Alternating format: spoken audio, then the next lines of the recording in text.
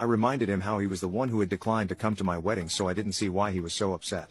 My dad went on to yell at me about how he and mom were just trying to make me see the wrong of my ways and that they thought that by declining the invitation, it would teach me a lesson. He went on to say how it was he and mom who had raised me and paid for my food and education, so my grandparents had no right to replace him.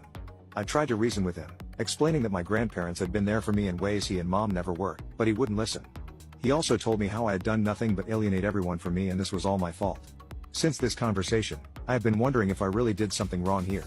Ida for asking my grandparents to walk me down the aisle? Update 1. Wow, I did not expect so many people would comment on my post. I have seen a lot of advice and suggestions on how I should approach this situation. I do agree that I need to cut off my parents permanently because their constant back and forth is exhausting and is starting to affect my mental health.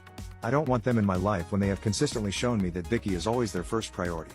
My parents are indeed selfish and I have known that for a long time. However, how can a child just stop loving his/her parents?